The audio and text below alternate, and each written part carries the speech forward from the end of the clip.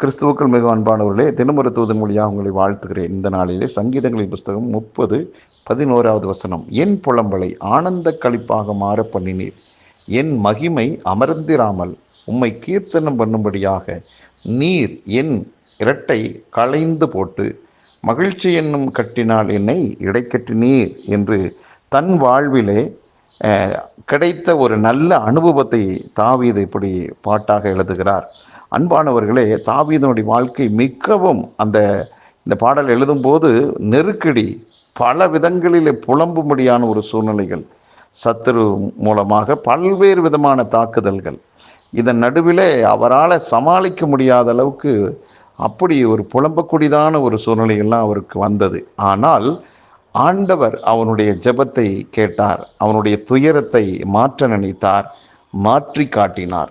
அந்த காலகட்டங்களிலே சொல்லுகிற ஒரு வார்த்தை பாருங்க, நான் ஒரு காலத்தில் புலம்பிட்டு இருந்தேன், ஆனால் இப்போ கர்த்தர் என் புலம்பலை ஆனந்த களிப்பாக மாற்றி விட்டார் என்று.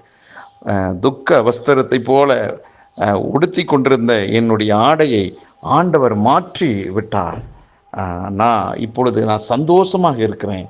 அந்த சந்தோஷமான ஒரு நிலைக்கு ஆண்டவர் என்னை அழைத்து வந்தார் என்று சொல்லி ஆண்டவர் தன் வாழ்விலே செய்த அதிசயத்தை, அற்புதத்தை இப்படி சொல்லுகிறார். அன்பானவர்களே, இந்த வார்த்தை கேட்டுக்கொண்டிருக்க உங்கள் வாழ்விலும் உங்களுக்கான ஒரு நல்ல செய்தி என்னன்னா, நீங்களும் பலவிதமான காரியத்தை மனதிற்குள் வைத்து வைத்து புலம்பிக் கொண்டு கண்ணீரோடு மகா வேதனையோடு கூட நீங்கள் இருக்கலாம்.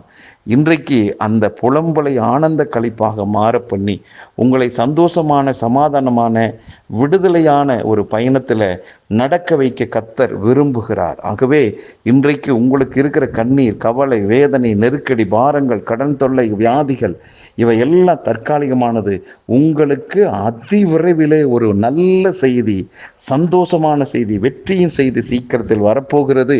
தாவீதுக்கு அப்படிப்பட்ட நல்ல காரியத்தை அனுமதித்த, சந்தோஷத்தை அனுமதித்த தெய்வம் உங்களுக்கான ஒரு சந்தோஷத்தை அனுமதிக்க அவர் ஆயத்தமாக இருக்கிறார். விரைவில் நீங்கள் நல்ல செய்தியை கேட்பீங்க. உங்கள் முகம் மலரும், உங்கள் துக்கம் சந்தோஷமாக மாறும். நீங்கள் விடுதலையாய், வெற்றியாய் வாழ்வீர்கள், ஆரோக்கியமாய், சுகமாக இருப்பீர்கள். அடுத்த எல்லைக்குள்ள மகிழ்ச்சியோடு நீங்கள் போவீங்க. அதை யாராலும் தடுத்து நிறுத்த முடியாது. ஏனென்றால் அந்த காரியத்தை கர்த்தர் துவக்கி வைத்திருக்கிறார். அவரே நல்லபடியாக முடிப்பார். நீங்கள் சந்தோஷமாக இருப்பீர்கள். ஜெபிக்கலாம். நல்ல பிதாவே, தாவீதினுடைய வாழ்க்கையில் இருந்த புலம்பலை ஆனந்த களிப்பாக மாற்றினது போல இதை கேட்டுக்கொண்டிருக்கிற எல்லாருடைய வாழ்விலும் அப்படிப்பட்ட புலம்பல்கள் எல்லாம் மாற்றி சந்தோஷத்தை, சமாதானத்தை, சுகத்தை, ஆசீர்வாதத்தை, செழிப்பை, பக்தி விருத்தியை, மகிழ்ச்சியை கொடுத்து நடத்த போகிற தெய்வக்காக நன்றி. ஒவ்வொருவரை வாழ்த்துகிறேன். சுகமாக இருப்பார்களாக. இயேசு கிறிஸ்துவின் நாமத்தை ஜெபிக்கிற நல்ல பிதாவே, ஆமென்.